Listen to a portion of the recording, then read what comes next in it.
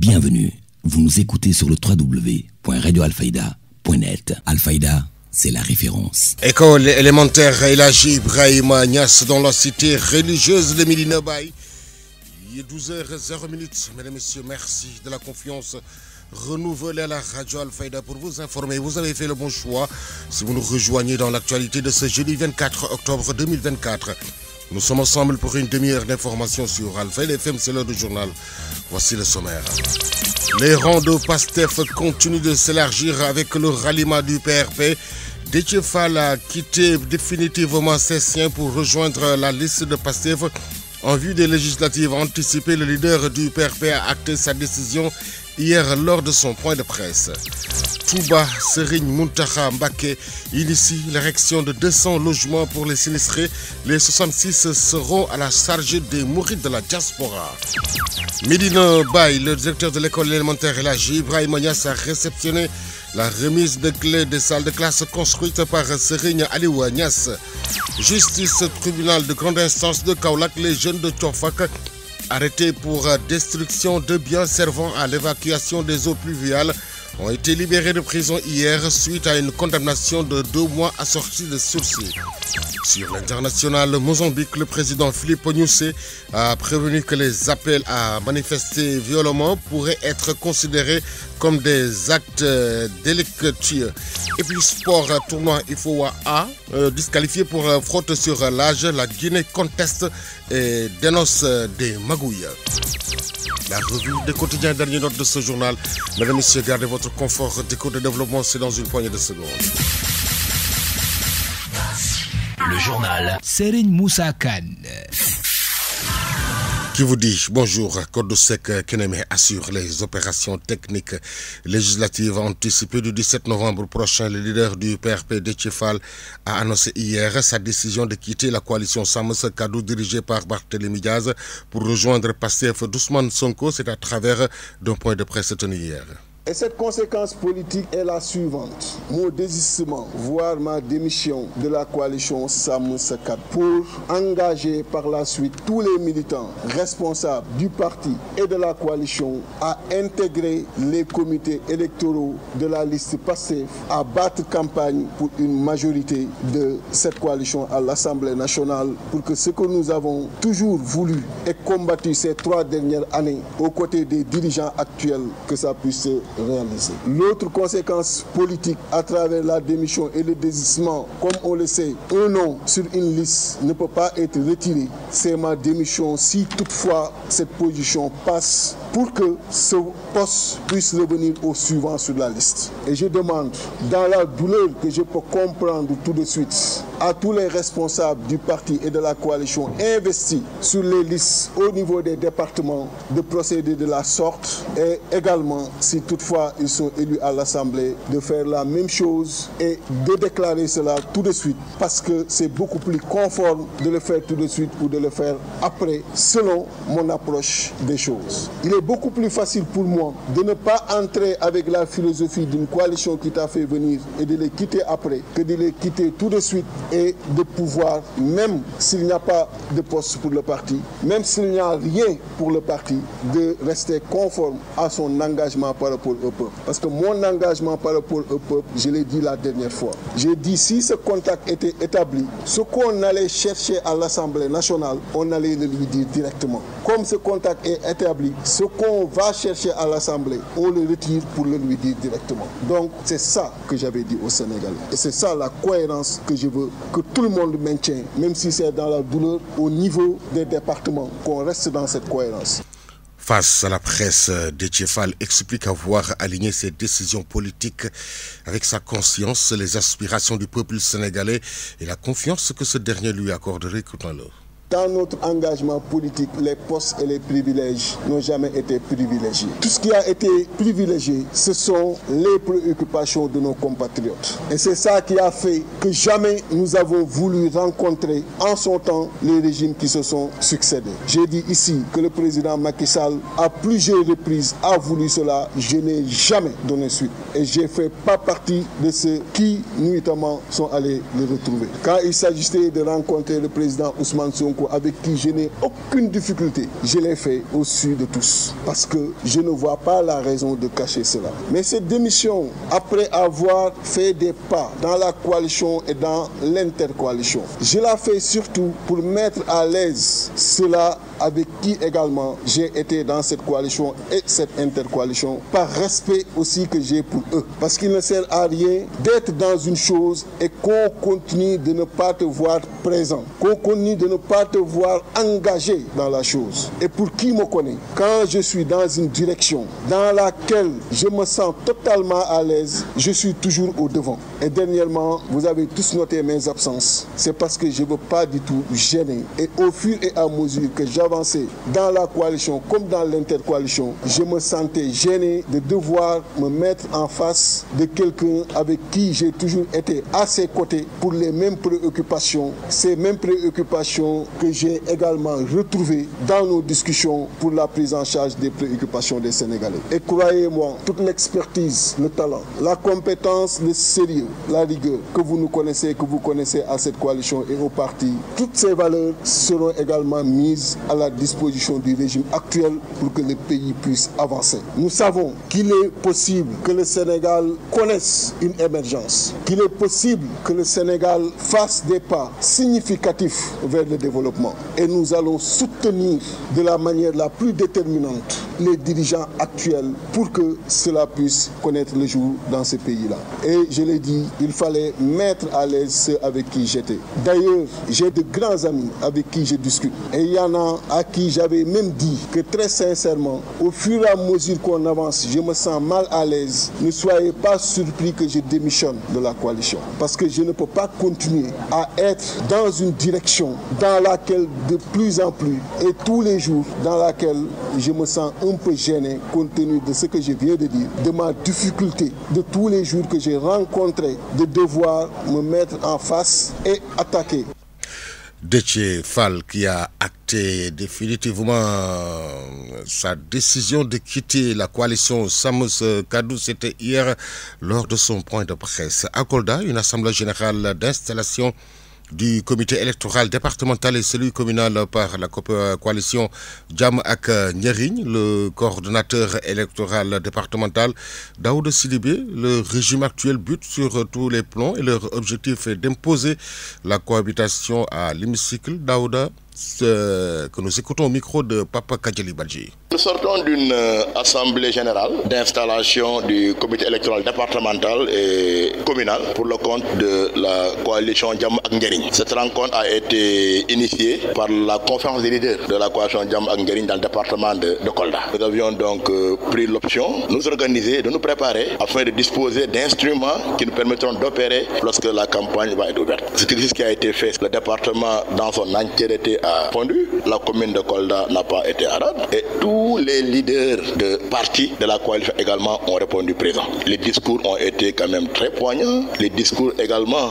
ont reflété le contexte dans lequel nous trouvons, un contexte de tâtonnement, d'hésitation, mais surtout de découragement des populations de façon générale. Les Sénégalais et Sénégalais aujourd'hui vivent une situation alarmante, une situation qu'ils ne méritent pas. À l'heure actuelle, le pays a mal partout. Tout cela à cause effectivement de l'incompétence de nos gouvernants actuels. Donc, ce gouvernement-là a fini par montrer qu'il ne mérite pas d'avoir une majorité à l'Assemblée nationale. Sinon, ce serait une catastrophe. Ils vont mener le pays dans le gouffre. Et on leur retourne la parole qu'ils avaient effectivement dite en son temps lorsqu'ils étaient dans l'opposition. Ils disaient pour qu'une démocratie soit vérifiée, il faudrait que le Parlement soit entre les mains de l'opposition. Et je pense que ce discours-là, nous le remettons au bout du jour. Ce discours est plus actuel aujourd'hui que lorsqu'ils le disaient. Et nous leur imposons la cohabitation à l'Assemblée nationale. Et cela dans l'intérêt supérieur, je veux dire, du pays. Depuis qu'ils sont là, ils n'ont absolument rien fait de concret. Ils passent tout leur temps à pleurnicher, à crier. Les Sénégalais ne l'ont pas investi de leur confiance pour pleurnicher ou pour crier. On les a investis pour qu'ils puissent effectivement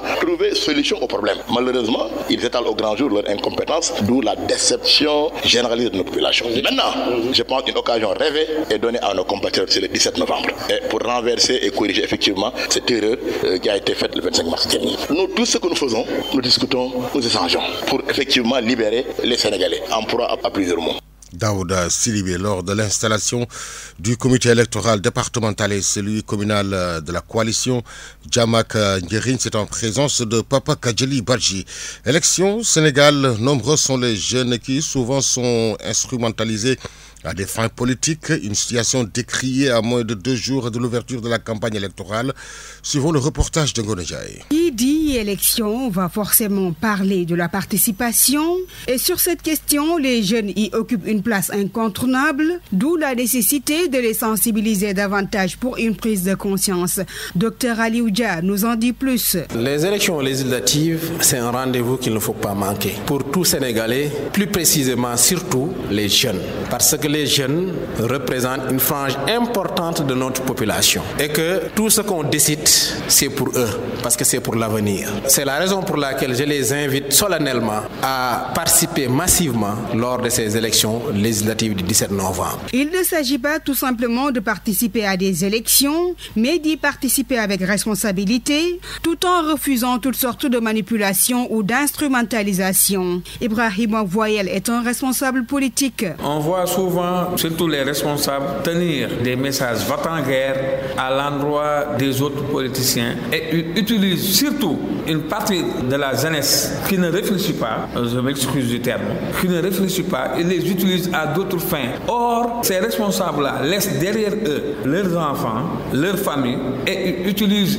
une partie des enfants des autres pour un combat inutile. Et en tant que politicien, je déplore ça. En tant que jeune, je déplore ça. La jeunesse doit avoir beaucoup plus de maturité, d'intelligence, de responsabilité vis-à-vis aux activités politiques. Au-delà de sensibiliser les jeunes sur cet aspect, il serait question également d'appeler les acteurs politiques à faire preuve de responsabilité, d'éviter les discours sèches, débattre tout autour d'un programme et non sur des sujets inutiles. La politique ne doit pas être une manipulation. Là où on ne veut pas entraîner notre propre enfant, nos parents, par des manipulations, on ne doit pas le faire également pour entraîner d'autres personnes. C'est la raison pour laquelle ils doivent être vraiment regardants par rapport à la violence qui se passe lors des élections. Et que également ces acteurs doivent, chacun d'entre eux, lancer un message aux jeunes pour des élections apaisées. À 4 jours de l'ouverture de la campagne électorale des législatives anticipées, des messages de sensibilisation à la non-violence ne manquent pas,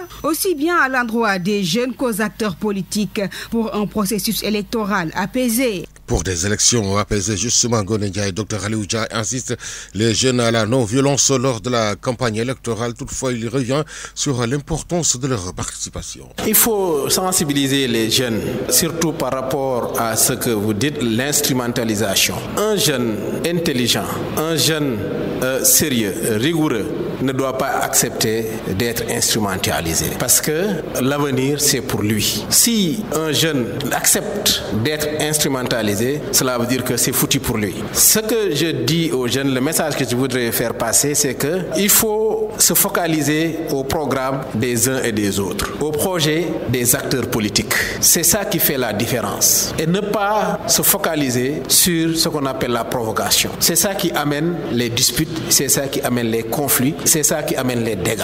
Et la réalité, c'est pas là-bas, c'est au niveau des urnes. Donc les jeunes doivent d'abord s'accaparer de tous les programmes des acteurs politiques. Voir est-ce que moi, ce que j'attends dans l'avenir, tel ou tel acteur politique dans son programme l'a énuméré. Comment il l'a dit, comment il va faire pour réussir ça et dans combien d'années il va réussir ça. Et ça, c'est des indicateurs sur lesquels le jeune peut se baser pour dire que d'ici 5 ans, donc il y aura l'autosuffisance en alimentation. D'ici 5 ans, il y aura tel et tel. Et si par exemple, ça, ce n'est pas réalisé, mais les élections vont reprendre. C'est la raison pour laquelle moi, le message que je voudrais passer, c'est pas la violence, c'est de lire et de comprendre et d'écouter les débats des acteurs politiques qui doivent être très responsables, des acteurs qui discutent de programmes, des acteurs qui discutent de projets et de vision et regarder est-ce que moi, dans l'avenir, ça peut vraiment me rendre service. L'actualité régionale, nationale, c'est sur Alfayda FM 90.1. Émettant depuis Medina Bay, Immeuble Cheikh Imam Hassan Cissé, Studio Ali Moumara Alilo. L'info se poursuit également sur les www.radioalfayda.net.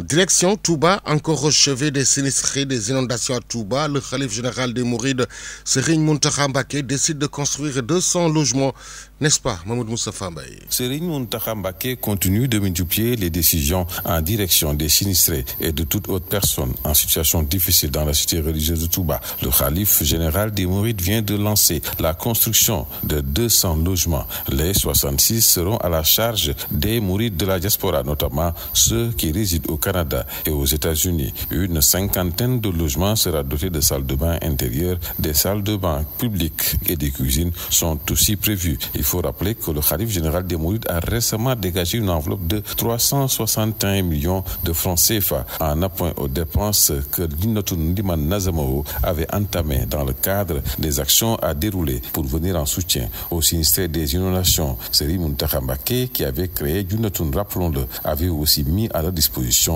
200 millions de francs CFA. Ces 200 millions de francs CFA avaient servi à acheter des pompes et de la nourriture.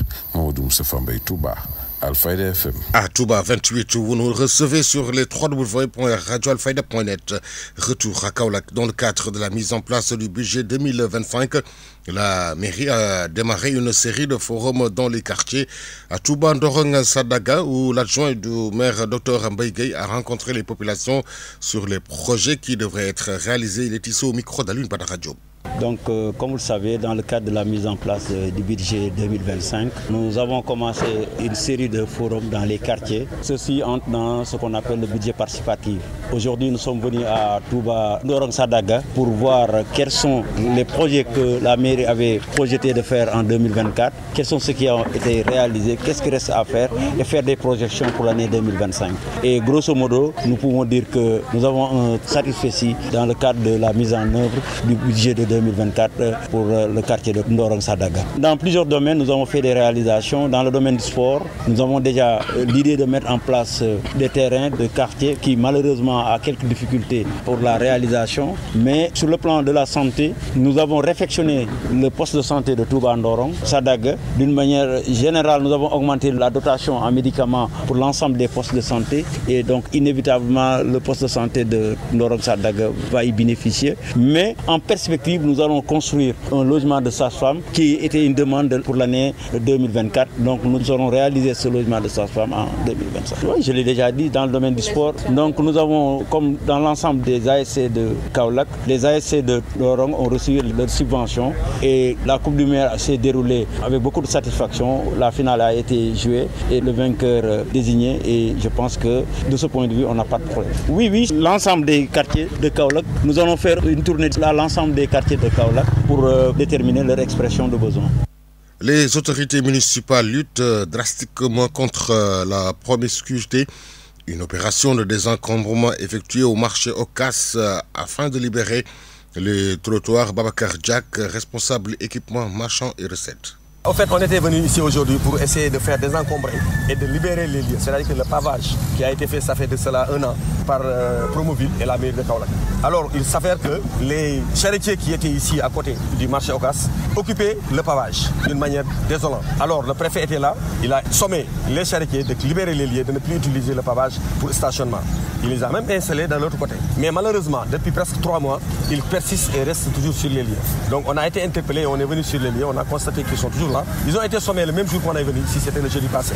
Ils ont été sommés, mais ils sont toujours sur place et ils ne souhaitent pas dégager. Alors, UCG, en collaboration avec la mairie toujours, on a interpellé le responsable, M. Noubaye, qui est le responsable du balayage, pour venir effectuer le nettoyage ensemble avec nous. Donc ce matin, on s'est donné rendez-vous et on est arrivé sur les lieux, on a dégagé tout le monde. Ils ont démarré le nettoyage, mais on a demandé aux autres, c'est-à-dire que ceux qui sont actuellement de l'autre côté qui a été installé par le préfet, pour leur demander de veiller à ce que, à partir d'aujourd'hui, après le nettoyage de l'UCG, qu'il n'y ait plus maintenant de désagréments.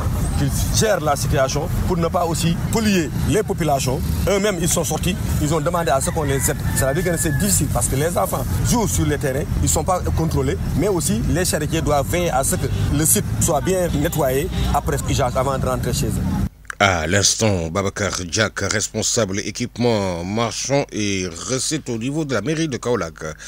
Visite de chantier réalisée par le programme d'appui aux communes et agglomérations PACASEN dans la commune de Kolda pour voir de visu les réalisations faites par la mairie. Et là, Alassane Diallo, responsable de la cellule de communication de l'agence de développement municipal ADM, au micro d'Alun Badarassane. Nous sommes à Kolda dans le cadre de la 3e édition de la tournée d'information et de communication du PACASEN, un programme qui a été initié par le gouvernement du Sénégal en 2018 pour concrétiser et accompagner la mise en œuvre de l'acte 3 de la décentralisation. Depuis plus de 5 ans, le PACASEN est mis en œuvre dans 124 communes pilotes. C'est un programme pour les résultats qui alloue des ressources aux communes, mais des ressources conditionnées. Il faut que les communes remplissent des critères pour pouvoir avoir des ressources et les investir dans des secteurs à fort impact social. Et cette tournée nous permet d'aller à la rencontre de ces communes-là, de constater de visu le niveau de réalisation des investissements financés par le programme, de prendre langue avec les autorités locales, mais d'avoir surtout le retour des bénéficiaires directs que sont les populations. Les critères de sélection de ces communes, c'est quoi? C'est des critères qui ont été faits de manière consensuelle à travers différentes structures. Parce que le PACASEN, ce n'est pas seulement ADM, c'est un programme multi-acteurs où tous les services de l'État sont concernés. Pour vous donner un exemple, l'évaluation des critères de performance est faite par la Cour des comptes. C'est vous dire le sérieux et la transparence qu'il y a dans ce programme-là. Et une fois que cette évaluation est faite, c'est à partir de cet instant-là que les ressources sont allouées. Et la commune de Kolda, depuis 2019, a eu à recevoir des ressources et on a, avec le partage qu'on a eu avec les autorités locales, on constate que ces ressources ont été allouées dans des secteurs à fort impact social. Ce que nous avons entendu nous rassure quant à l'utilisation de ces ressources-là dans des secteurs à fort impact social et au grand bénéfice des populations de la commune. C'est un programme pour les résultats. Le PACASEN promeut la culture de la performance. Une commune qui réussit à avoir des ressources, c'est une commune performante. Parce qu'il ne suffit pas d'être parmi les 124 communes pilotes pour avoir des ressources. Il faut chaque année remplir les critères, les maîtriser pour au final avoir des résultats. Et la plupart des critères, ce sont des critères de performance, ce sont des critères de bonne gouvernance, ce sont des critères de transparence. Et toute commune, à l'image de Kolda, qui réussit ces critères-là chaque année pour avoir des ressources est une commune performante. Pour la première adjointe au maire, Kadijatou Cham d'Enfant dira que le PACASEN leur impose de se battre pour la réalisation d'infrastructures. Kolda occupe la 5e place, ce qui les oblige à redoubler d'efforts pour hisser haut la barre. Il est ici au micro d'Aline Badarassane. Avec le PACASEN, on nous permet quand même à toutes les communes de nous battre pour la performance, pour faire partie de ces communes qui seront performantes. Et je crois que si l'équipe est là aujourd'hui, nous sommes fiers, la commune de Kolda est fière d'être une commune PACASEN. Parce qu'on s'est battu cette année, je crois que nous étions à la 5e place. Et là, je crois que nous allons nous battre encore pour que cette place-là, qu'on soit même à la première place. Et je sais que c'est possible. On voulait, comme l'a dit M. Diallo, nous voulions vraiment que le projet continue. Mais alhamdulillah, avec les nouvelles autorités aussi, qui vont continuer. Maintenant, c'est à nous de nous battre pour quand même conserver cette position-là, d'être une commune PACASEN. Parce que je crois que dans la région de Kolda, la commune de Kolda est la plus grande. Et nous allons remercier aussi nos partenaires, comme l'ARD, qui est un partenaire, qui est un bras droit technique de la commune. Parce qu'à chaque fois, ils sont là, nous sommes en train de travailler avec eux, ils nous montrent ce qu'on doit faire, ce qu'on n'a pas fait. À chaque fois, ils tirent sur la sonnette d'alarme. Donc je crois que le PACASEN est venu à son heure. Est venu vraiment à son heure parce que les populations quand même ont besoin d'être soulagées, d'être appuyées, d'être encadrées. Et le PACASEN aussi règle un peu le problème de l'équité. Parce qu'aujourd'hui, tout ce que Dakar peut avoir, les autres communes aussi peuvent l'avoir. Des communes comme Kolda, des communes comme Tambacounda, je crois que c'est important pour les communes d'avoir vraiment cet appui-là du PACASEN et de continuer à se battre pour que nous soyons encore une commune PACASEN. Vous suivez le journal. Sur Alfayda FM, la radio qui vous informe partout que vous soyez dans le monde. Le directeur de l'école élémentaire Elhadji Ibrahima Niass de Medina Baye a réceptionné la remise de clés de salle de classe construite par le petit-fils de Cheikh al-Islam Serigne Aliou Niass. Abdoulaye Ba s'exprimait à la cérémonie de réception au micro de Cheikh Tidiane Diagne. Monsieur l'inspecteur d'académie, monsieur l'inspecteur de l'éducation et de la formation de Kaolack commune, monsieur le représentant du commissaire central, monsieur le maire de la commune ou son représentant, monsieur le président du CGE, monsieur le responsable des collègues, monsieur les directeurs d'école, mesdames, messieurs les enseignants, mesdames, messieurs les parents d'élèves, chers élèves, honorables invités. Nous sommes réunis aujourd'hui ici à l'école El Hadji Ibrahima Niass pour une cérémonie de remise de clés. Une remise de clés de nos 2 salles de classe, du bureau du directeur et une salle des maîtres entièrement réhabilitée et équipée par un généreux donateur, Serigne Aliou Niass Ibn Cheikh Ahmed Tidiane Ibrahima Niass, dit Papa Cheikh. Nous n'avons pas vraiment les mots pour nous exprimer car étant sous le coup d'une forte émotion. Mais c'est avec une grande joie et un réel plaisir que nous vous accueillons dans cette école de feu Maulana Cheikh al-Islam El Hadji Ibrahima Niass radiyallahu ta'ala anhu. L'école El Hadji Ibrahima Niass a été créée en 1960 ou 61 par son parrain. L'histoire nous a appris qu'il a lui-même délogé des familles ici de leur maison en les indemnisant pour faire de ce lieu un culte du savoir pour les enfants. Un culte du savoir pour les enfants. Abdoulaye Ba, directeur de l'école El Hadji Ibrahima Niass, réagissait au micro de Cheikh Ahmed Tidiane Diagne. Venu présider cette cérémonie, l'adjoint au préfet de Kaolack Ousseynou Kaba a salué l'engagement du donateur et a lancé un appel aux populations, aux enseignants, afin qu'ils prennent bien soin de ces salles de classe. Il est ici au micro de Cheikh Tidiane Diagne. C'est avec une immense joie et une profonde gratitude que je prononce ces mots au nom du préfet du département empêché et l'ensemble de la communauté éducative. Votre générosité nous a permis de rénover nos salles de classe qui étaient jadis délabrées. Aujourd'hui, elles sont propices, attrayantes et propices à recevoir les enseignements, apprentissages. Soyez-en remerciés. Votre don, je le dis très bien, votre don et aide a permis de réfectionner les salles de classe, de faire les portes, les fenêtres et voire même le bureau du directeur avec un équipement complet. Donc, M. Niass, voilà ce qu'on dit, l'école de la communauté pour les communautés. Donc, Djeredjef, M. Niass. Donc, cet engagement envers l'école, je pense que ça doit être source d'inspiration pour nous autres. Parce qu'aujourd'hui, on le dit, l'école c'est pour nous tous. Comme le disent les Wolofs, affaire de ñop ñoko bok. Donc l'école, il a su dire et faire et avoir une pensée pieuse à sa maman. Et nous prions aussi que cette joie aujourd'hui qu'il a au cœur et que cette même joie repose sur ses défunts parents. Aussi, il faut le dire, aujourd'hui, cette réflexion aura un impact positif pour nos milliers d'élèves et nos dizaines d'enseignants qui sont là pour les enseignements apprentissages. Et pour dire aussi, et j'ose le dire aussi, que Serigne Aliou Niass est en train de suivre les pas de son illustre grand-père, à savoir l'entraide, le partage et la solidarité, et surtout l'éducation des enfants. Donc, nous osons croire qu'aujourd'hui, après l'action qu'il vient de faire aujourd'hui, il y aura plusieurs autres donateurs qui vont venir pour contribuer à la construction d'abord de l'école sénégalaise. Un geste de haute facture du petit-fils de Cheikh al-Islam, Serigne Aliou Niass. À l'instant, vous avez écouté la réaction de l'adjoint au préfet de Kaolack, Ousseynou Kaba. Justice, tribunal grande instance de Kaolack, les jeunes de Tchofak arrêtés pour destruction de biens servant à l'évacuation des eaux pluviales ont été libérés de prison hier suite à une condamnation de 2 mois assortie du sursis. Lors de cette audience, des prévenus reconnus coupables de vol ont écopé de 2 ans. La main lourde de la justice également sur les prévenus poursuivis pour escroquerie au voyage et trafic de migrants.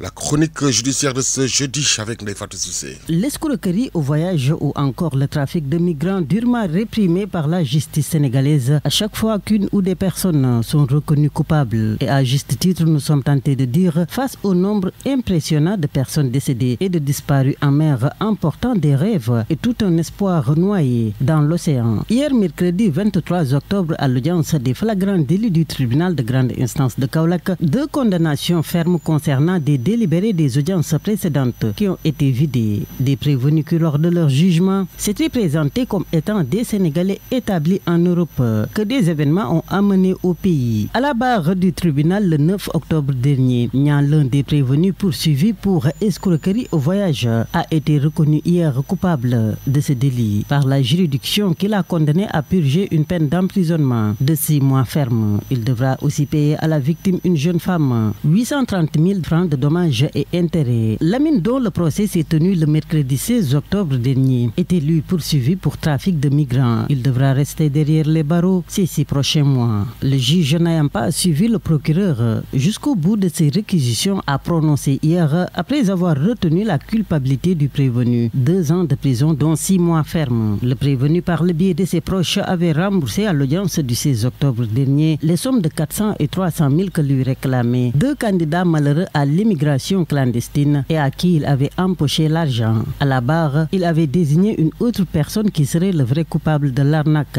et qui s'est enfui, avait-il souligné. Mais il reconnaîtra que c'est à lui que les 2 parties civiles ont remis les sommes d'argent pour allier l'Espagne. Un rêve et des manœuvres qui les ont tous amenés par devant la barre du tribunal de grande instance de Kaolack. Actualité internationale.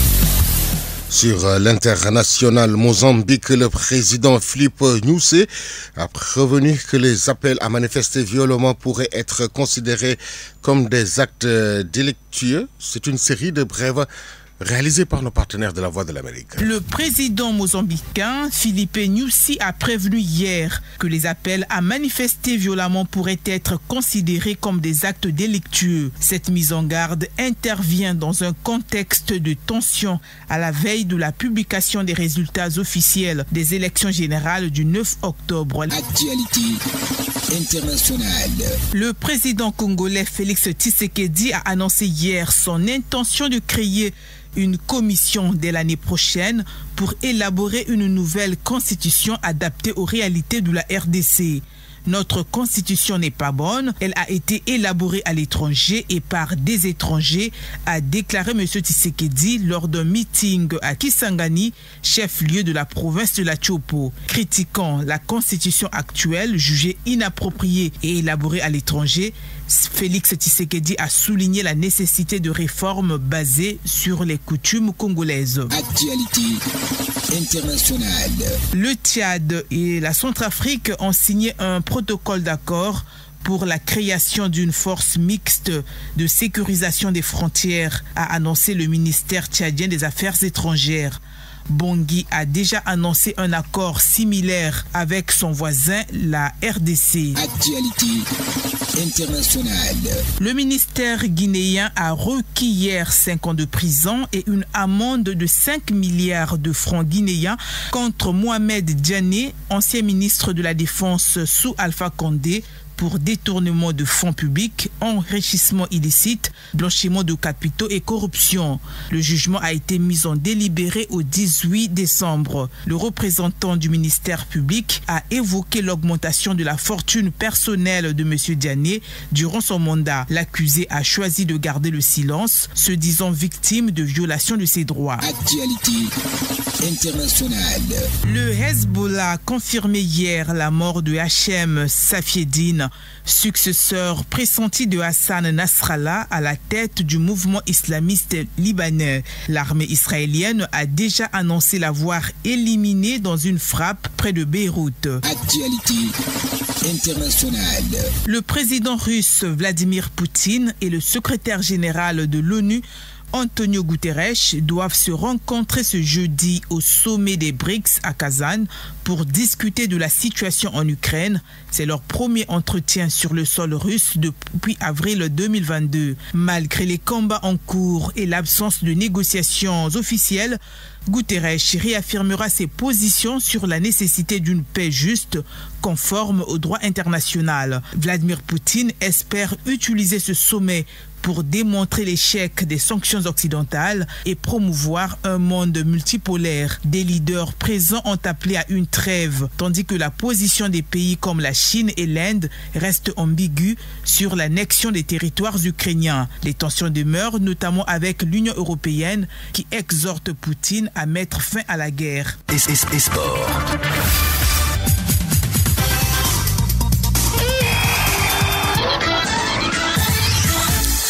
Une page sportive que nous ouvrons avec la première demi-finale de la CAN Beach Soccer. Sénégal-Égypte à l'instant même pour une place en finale et pour une qualification au prochain mondial.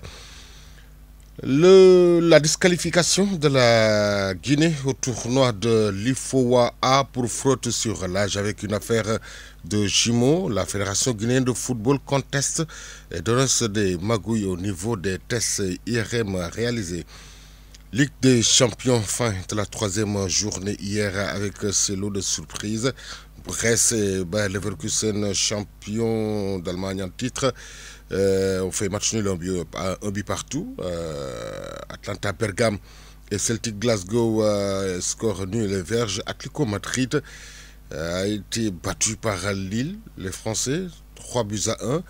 Barcelone qui bat lourdement le Bayern Munich sur le score de 4-1 avec un Rafinha exceptionnel. Leipzig perd devant Liverpool de Salah 0-1. Man City de Londres écrase Sparta Prague 5-0. Young Boys Bern s'incline devant les Italiens de l'Inter Milan 0-1. Benfica perd devant Feyenoord Rotterdam 1-3. Salzbourg s'incline devant Dynamo Zagreb 2-0. Ce soir, c'est le début de la troisième journée de la Ligue Europa à 16h45.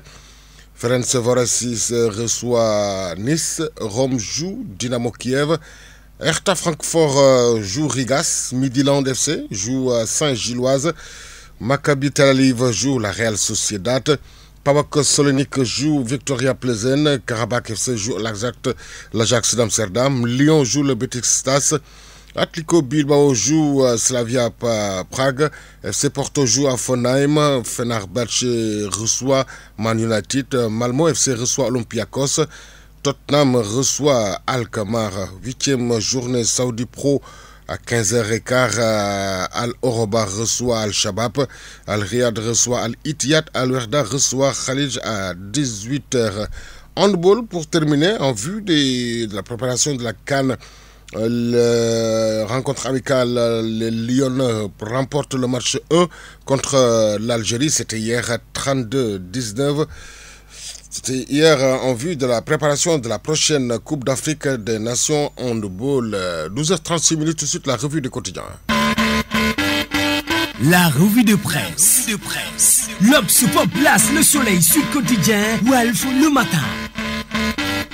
La presse du jour, lui, est parcourue en 3 minutes 52 par Gondejaï. Bonjour et bienvenue. Transhumance de Sam Sakadou à Pastef à la veille du démarrage de la campagne électorale. Le leader du PRP quitte l'opposition. Le mythe de Déthié Fall s'effondre. Déthié Fall sous une volée de bois vert. Déthié Fall à la soupe. Il lâche la coalition Sam Sakadou pour le Pastef. Revirement à 180% de Déthié Fall. L'indépendant parle de haute trahison. Situation politique et législative. L'évidence nous dit que Déthié Fall retourne parmi les siens. D'après des propos rapportés par l'I Quotidien, Déthié Fall dit, je cite, « J'ai pu constater que Sonko est véritablement attaché à ce pays. Le président du PRP aurait-il utilisé Sam Sakadou pour attirer l'attention de Ousmane Sonko ?» s'interroge l'I Quotidien. Les raisons d'un départ à la une de l'Info Quotidien. Transhumance, le leader du PRP rompt Sam Sakadou souligne le mandat. Parlons toujours des législatives.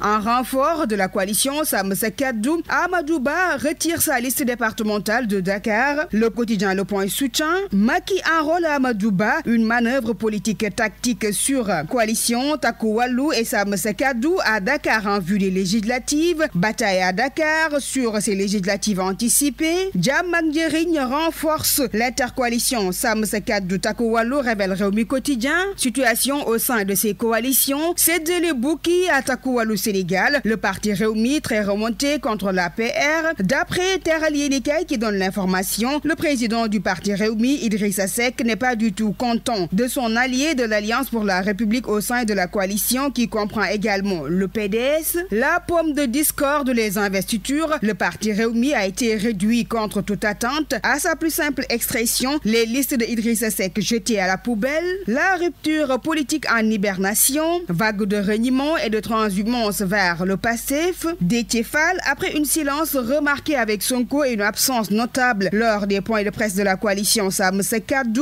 a soudainement annoncé son soutien à la liste Pastef. D'après Direct News, ce reniement à quelques jours du démarrage de la campagne électorale évoque les pires travers de la politique sénégalaise où les principes cèdent souvent la place aux opportunités, ruses, versalité, tortuosité des hommes politiques sénégalais. Le VAR, l'ennemi public numéro 1, relative à ces élections législatives anticipées, le président Bassirou Diomaye Faye en Conseil des ministres demande au gouvernement de déployer des moyens nécessaires pour le bon déroulement de la campagne électorale, relève le Républicain. Le président Bassirou Diomaye Faye mobilise le gouvernement, nous dit le quotidien national Le Soleil. Diomaye veut une campagne électorale apaisée, d'où son appel au sens de responsabilité et de l'intérêt supérieur de la nation. Arrestation de Bougane Gueye Dany, l'Amnesty et le Forum du Justiciable dans la Tribune appellent à sa libération immédiate. Financement des projets du plan Sénégal émergent,